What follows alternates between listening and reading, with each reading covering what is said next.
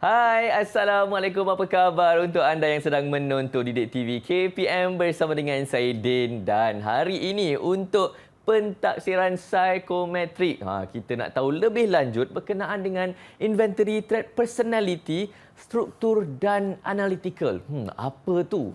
Dan yang paling penting, bukan sahaja murid-murid perlu tahu, tapi termasuk juga dengan guru-guru dan juga ibu bapa yang sedang menonton. Dan bukan saya yang akan menerangkan topik ini, tetapi kita akan bersama dengan seorang guru. Nak tahu siapa? Kita saksikan profil guru.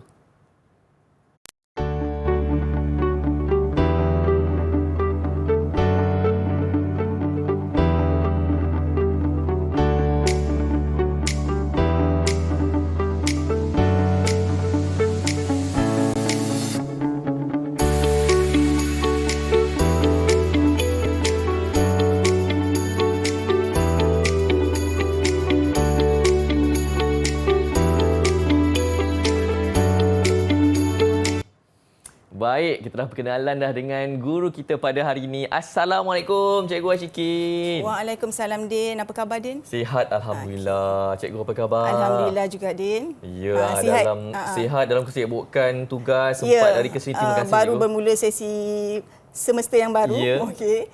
Jadi baru 3 hari bersekolah. Okey. Dan bukan sahaja kami berdua di sini, kami juga turut dibantu oleh jurubahasa isyarat kita pada hari ini. Selamat datang kepada Cikgu Suhaili binti Abdul Ghani yang akan membantu kita sepanjang sesi pentaksiran psikometrik pada hari ini. Dan mungkin pada ibu bapa yang sedang menonton slot kita pada hari ini mungkin asing dengan topik kita hari ini, Cikgu. Inventory trait personality, ya, struktur dan analytical. Nak sebut pun susah, Cikgu. Kan, tak biasa berbelit-belit rasanya. Itulah apa sebenarnya tu. Okey, Din. Sebelum kita mulakan, Din, Cikgu nak tunjukkan sedikit video yang boleh kita bincangkan selepas ini yang berkaitan dengan tajuk yang akan kita bincangkan iaitu struktur dan analytical. Okey, jadi kita saksikan video. Baik. Okey. Bagi robot okey, robot ini tidak dikawal oleh mana-mana alat kontrol atau alat kawalan jauh. Ia hanya dimainkan atau diplay oleh koding yang telah diacara yang telah Lego, can you back to your place?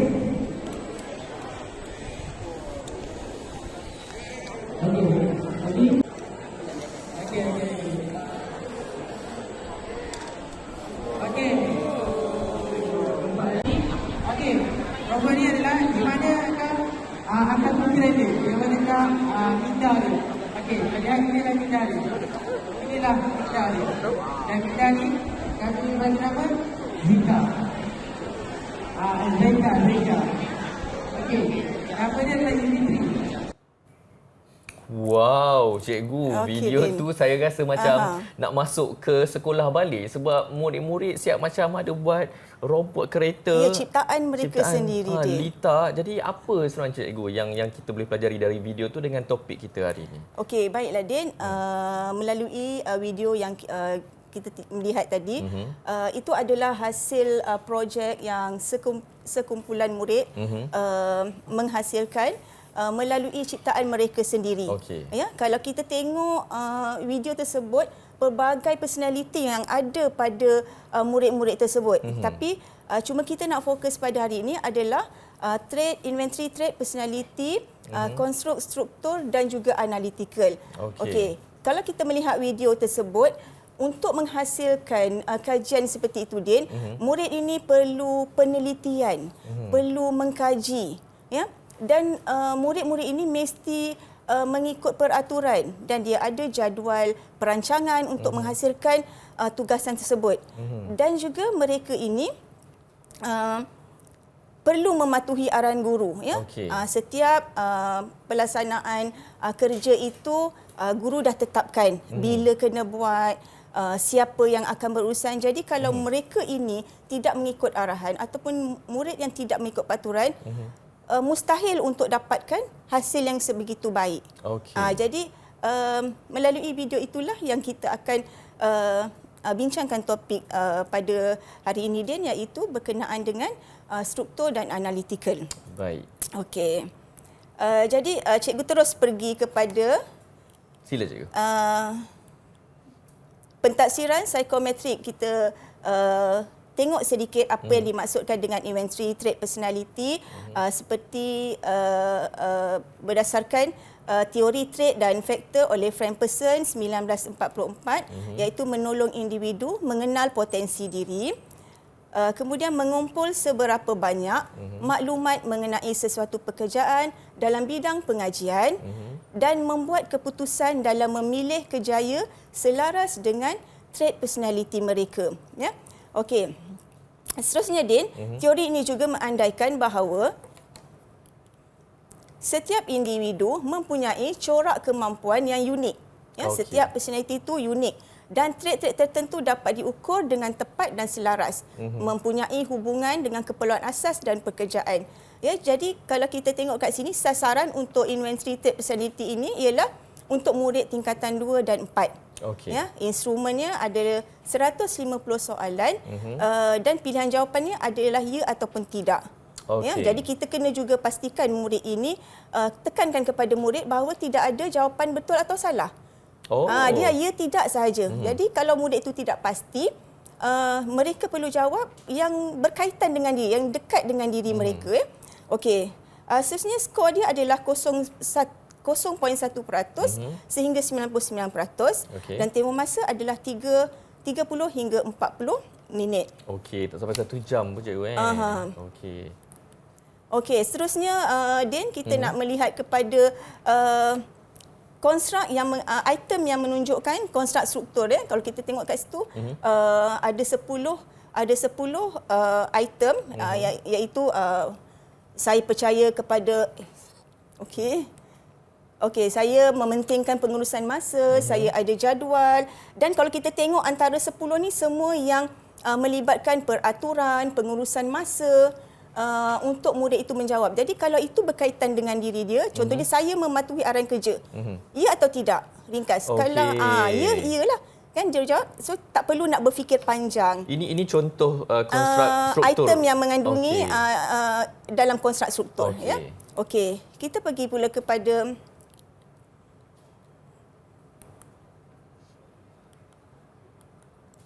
konstruk analytical. Ya, konstruk analytical di mana ada juga 10 item. Kalau kita tengok, salah satunya adalah saya percaya sesuatu itu jika ada fakta.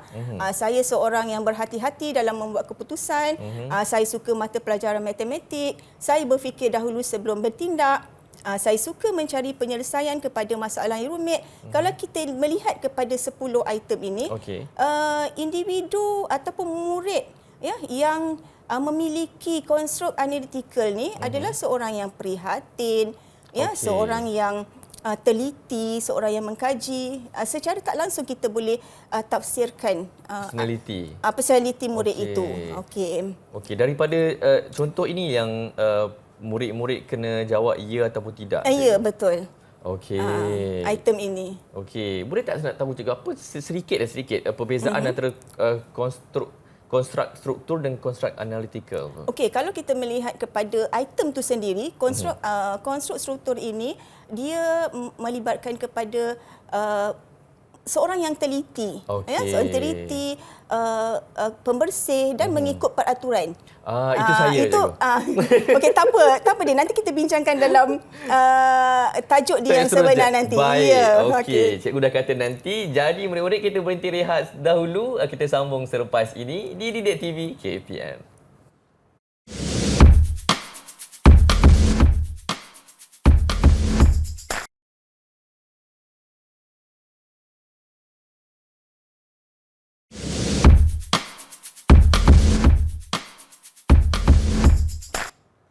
Baik, terima kasih kepada anda, bukan saja murid-murid tetapi juga guru-guru dan juga ibu bapa yang sedang menonton Didik TV KPM, kerana sekarang ini saya bersama dengan Cikgu Nora Cikin membincangkan tentang pentaksiran psikometrik. Topik kita pada hari ini sangat-sangat menarik, inventory trait personality, struktur dan analytical.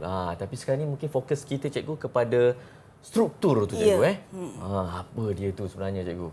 Okey, Din, tadi kita dah melihat kepada item struktur itu sendiri. Ada 10 item yang mana kalau kita rumuskan, dia lebih kepada seorang yang mengikut peraturan, ya, kekemasan. Jadi kita tengok definisi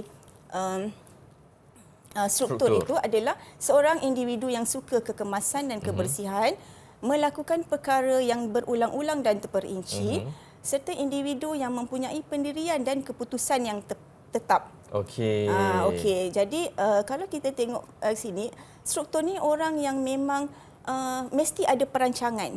Okey. Ya, kalau tadi dia kata dia seorang yang begitu, kan mesti ada plan apa nak buat selepas ini ya. Kalau kita tengok murid yang ada struktur yang tinggi ini, dia ada contohnya ada jadual belajar, jadual harian, mingguan. Jadual harian. Kemudian sebelum pergi sekolah, malam tu dia dah selesaikan kerja, dia dah kemas buku, dia dah kemas pakaian supaya esoknya dia tak akan kelam kabut. Tak ada kerja-kerja di minit akhir. Ya, bukan kerja-kerja di saat akhir ya. Okey, jadi kita pergi seterusnya kepada tafsiran skor dia, Din. Ya, jadi untuk makluman, jika kita melihat kepada pentafsiran skor ITP ni ada 3 tahap. Okay. Ya. Kita ada tahap rendah, tahap sederhana dan juga tahap tinggi. Jadi kita tengok satu persatu, iaitu yang pertama adalah struktur rendah. Ya. Skor rendah di mana skornya adalah 1 hingga 30%. Jadi untuk skor rendah ini adalah individu lebih suka kepada aktiviti yang tidak sistematik. Okey. Tidak sempurnalah, ya, tidak berulang-ulang dan tidak suka kepada peraturan rigid. Okey. Kalau masa di sekolah dulu ada tak murid yang macam ni? Ada. Kan? Ada, saya nak beritahu nama takut dia malu pula. Lama dah cerita lagi. Kan, tak apa. Itulah uniknya manusia ni. Betul. Din, ya? Berbeza-beza. Berbeza-beza. Jadi kalau individu yang skor rendah ini, kita seorang guru, kita boleh galakkan mereka atau bantu mereka untuk supaya contohnya mengikut ada jadual, supaya ada peraturan. Macam mana pun kita kena ada peraturan. Betul. Ya, contohnya bila berada di sekolah, ya, dalam kehidupan kita seharian, so kita kena ada peraturan. Okey. Jadi Din, bukan kita nak kata struktur rendah ni murid tu tak okey. Tak berdisiplin, tak ya, bagus. Tidak. Dan juga kalau kita tengok kepada contoh kerjayanya, individu yang suka bekerja sendiri, dan juga kita boleh katakan contoh pekerjaan ejen insurans. Ya, contoh kalau bekerja sendiri dia orang bebas. Ya, nak buat bila, tak terikat dengan orang lain, masa pun tak ada 8 ke 5 petang. Okey, itu untuk struktur tahap rendah ya. Okey, struktur tahap sederhana adalah skornya adalah antara 40 dan juga sehingga 60%. Okey. Tafsiran dia adalah individu struktur berada di tahap sederhana. Ya, iaitu contoh kerjaya kita boleh lihat adalah juruwang ataupun kerani. Mereka ini boleh mengikut peraturan dan melaksanakan tugas yang berulang-ulang. Tak ada masalah pun sebenarnya untuk melaksanakan itu. Dan dia ni kalau di kelompok murid boleh membantu guru mengikut peraturan guru yang ditetapkan, tidaklah melawan. Ya, dia boleh mengikut murid yang di tahap lebih sederhana. Ya. Baik. Okey, seterusnya kita ke struktur tinggi ya. Struktur tinggi antara skornya adalah 70 hingga 99%. Tafsirannya individu suka kepada berstruktur, rutin dan terperinci, lebih gemarkan kerjaya yang memerlukan kekemasan, peraturan, ketelitian dan berulang-ulang. Jadi ciri-ciri murid ini adalah orang yang kemas, ada perancangan. Seperti yang kita bincangkan tadi lah, Din. Murid-murid ini dalam kelas tak ada masalah. Bagilah kerja yang sama pun, dia tak mengeluh. Cikgu bagilah harian benda yang sama, dia akan buat. Bagus, betul. Dan murid-murid ini seorang yang takut kan bila buat kesalahan. Contohnya tertinggal buku. Cikgu boleh tak nak pinjam phone? Saya tertinggal buku, nak suruh mak saya hantar. Punyalah dia takut kalau buat kesalahan. Ya, seorang yang struktur, dia mesti ada perancangan dia. Ya? Tak boleh salah. Ikut dia kena ikut. Okey. Contoh kerjaya dia kita boleh tengok adalah juru audit, accountant dan setiausaha. Kalau kita tengok accountant, kena teliti. Betul. Tersilap kalau salah, titik, habis. tersilap kosong kan. Okey. Jadi kita tengok pula, Din, cikgu nak tunjukkan sedikit perbandingan. Okey, macam ni contoh perbandingan skor dia. Perbandingan skor. Kalau murid kita bandingkan dua kelas lah, kelas A dan kelas B.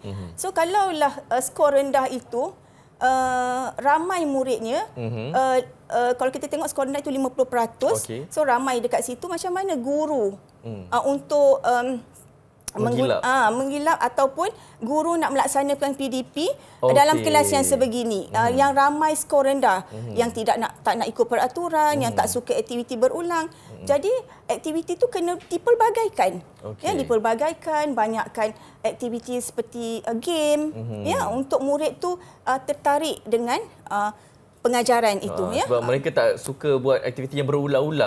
Hari-hari yang sama je kan. Okey. Berbeza pula kalau kelas B itu, kalau skor tingginya adalah 60%. Dia memang boleh menerima arahan. Ya, arahan tu pun kena jelas dan ada langkah step by step. Orang berstruktur, kan? Okey. Kemudian ada perancangan, berpandu.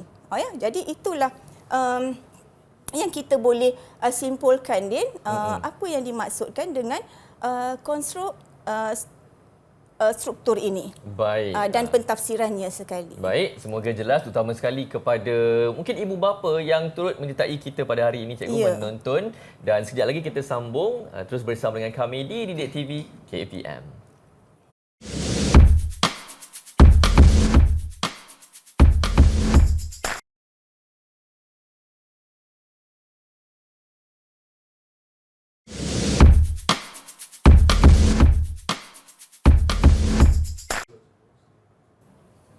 Baik, terus bersama dengan kami di Didik TV KPM. Saya Din bersama dengan Cikgu Nur Rashikin hari ini bercakap tentang pentaksiran psikometrik. Topik kita pada hari ini ialah inventory trait personality, struktur dan analytical. Bukan saja diperlukan pengetahuan ini oleh guru-guru, murid-murid, malah ibu bapa yang sedang menonton. Dan sekarang ini nak tanya juga, cikgu, apa pula yang dimaksudkan dengan analytical? Okey, terima kasih, Din. Jadi kita masuk kepada struktur, kalau dalam konstruk ITP ni adalah konstruk yang ke-12, ya, iaitu analytical, ya. Kita tengok kepada maksudnya adalah individu yang sangat sensitif kepada persekitaran, suka membuat pemerhatian dan akan menganalisis sesuatu perkara sebelum membuat sesuatu keputusan,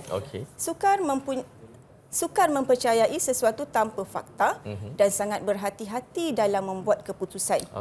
Okey, kalau kita boleh simpulkan, apa yang boleh kita simpulkan dengan orang analytical ni, Din? Bila cikgu kata sangat berhati-hati dalam membuat keputusan tadi, tu pun saya rasa dia lebih kepada macam takut juga untuk melanggar peraturan, cikgu. Ya, boleh juga. Dan dia seorang yang menganalisis, mengkaji dulu. Alert. Dia tak mempercayai sesuatu tanpa fakta. Awak nak cakap ni, awak kena ada fakta. Kalau tidak, saya tak percaya. Dan dia contohnya, bila dia melihat sesuatu perkara, dia akan ataupun dia nak membeli suatu barang, dia akan melihat dulu kandungan. Apa yang terkandung dalam kandungan tersebut. Bagus sih, cikgu. Mungkin dia ketelitian. Teliti, tak mempercayai mungkin berita-berita palsu. Okey. Dia periksa dulu. Okey, seterusnya, Din, kita melihat kepada tafsiran skor. Iaitu tafsiran skor analitika rendah, iaitu satu. Kita pergi kepada skor rendah. Okey, baik. 1 hingga 30% skornya adalah individu yang praktikal. Yang praktikal ni dia tidak berasaskan teori, dia suka buat perkara tersebut. Ya, kalau ikut dalam kelas tu, murid ni dia kurang nak belajar, ya, dia mesti belajar tapi mesti ada aktiviti. Diselang-seli dengan aktiviti. Aktiviti mungkin aktiviti di luar, bukan saja belajar. Ya, bukan di dalam kelas, dan bukan saja dalam kelas, Din, kita kena bawa dia keluar. Ya, mungkin ada pergerakan, kena ada pergerakan, ya. Kemudian tidak suka menganalisis dan kurang peka terhadap persekitaran. Kurang peka terhadap. Okey, sebenarnya, Din, untuk analitika rendah ini, selalunya murid-murid ini, terutama macam murid di tingkatan 4, kan, kita nak bantu mereka sebab dia ni mereka ini tidak sukakan teori. Jadi kita bantu mereka supaya memilih aliran seperti vocational. Okey. Kan? Vocational. Jadi mereka boleh mengeluarkan idea mereka di situ, ya, melaksanakan kerja-kerja yang praktikal di situ, ya. Contohnya kerja automotif, ya, khusus automotif, aircon, ya, pembuatan perabot. Jadi ada belajarnya juga, teorinya ada juga, tapi lebih kepada praktikal. Ya, sebab kalau di college vocational contohnya cikgu kan ada bengkel. So lepas di kelas tu terus ke bengkel buat. Sebab tu kalau kita melihat Din, analitika rendah ni bila subjek contohnya RBT, reka bentuk teknologi. Ya, murid seronok sebab dia akan membuat sesuatu di dalam subjek tersebut, ya. Okey, bukan saja tidak terikat kepada teori saja semata-mata. Okey, contoh kerjaya dia kalau kita tengok adalah mekanik, operator mesin, ya, juruteknik elektronik. Okey, seterusnya Din, kita melihat kepada analitika sederhana, ya. Skor dia adalah antara 40 hingga 60%. Tafsirannya adalah tahap kepekaan dan pemerhatian terhadap persekitaran adalah sederhana. Murid itu mungkin seorang yang teoretikal dan praktikal. Dia balance. Seimbang, ya, seimbang. Boleh juga. Jadi maksudnya bila belajar itu dia boleh terima dan dia boleh praktikkan benda itu. Ya, okey. Kalau kita melihat kepada contoh kejayaan dia adalah jurutera, pengatur cara komputer, ahli bomba dan juga tentera. Okey, ya? Tentera pun termasuk juga cikgu, Okey. Seterusnya adalah analitikal tinggi, Din. Kita tengok pula apa yang dimaksudkan dengan analitikal tinggi. Ini yang dapat markah-markah yang tinggi lah ni. Banyak markah dia. Dari sederhana sampai 60%. Ya. Jadi untuk analitikal tinggi ni, skor dia adalah 70 hingga 99%. Baik. Kalau kita perhatikan, murid analitikal tinggi ni, dia seorang yang peka terhadap persekitaran. Apa-apa yang terjadi di sekeliling dia, dia cepat tahu, ya, cepat bertindak, ya, suka membuat pemerhatian, menganalisis diri sendiri, orang lain dan persekitaran. Dan mereka ini perlu bukti sahih dan berasaskan fakta. Tak boleh tipu-tipu. Macam kita tengok video tadi, Din, kan mesti ada analisis. Kalau tidak, macam mana benda tu nak menjadi, ya. Dan seorang analytical tinggi ni, dia selagi tak dapat, selagi tak capai apa yang dia nak, selagi tu dia tak berputus asa. Ya, semangatnya tinggi. Ya. Dan juga kalau kita tengok kepada item analytical tadi, ada yang mengatakan suka mata pelajaran matematik. So macam mana murid yang analytical ini tinggi ini mencari penyelesaian walaupun serumit mana pun, kompleks soalan matematik, kalau kita nak bandingkan dengan skor rendah tadi, kalau bila sebut matematik mungkin dia kurang minat. Kurang, kan? Jadi cikgu, seperanan guru, kita kena bagi tahu matematik ni penting, ya. Kita galakkan juga mereka untuk belajar ikut kemampuan mereka, ya. Dan kena berusahalah juga, ya, untuk mendapatkan keputusan dalam peperiksaan. Okey. Seterusnya, dan kita pergi kepada perbandingan, skor perbandingan konstruk analytical ini, ya. Kalau kita tengok skor rendah, kelas B itu adalah 60%. Praktikal. So murid-murid dia 60% itu seorang yang praktikal, yang kena ada tugasan, guru kena menggunakan pelbagai kreativiti untuk aktiviti praktikal dalam kelas tersebut, ya, berbanding dengan kelas A, skor tinggi dia adalah teori.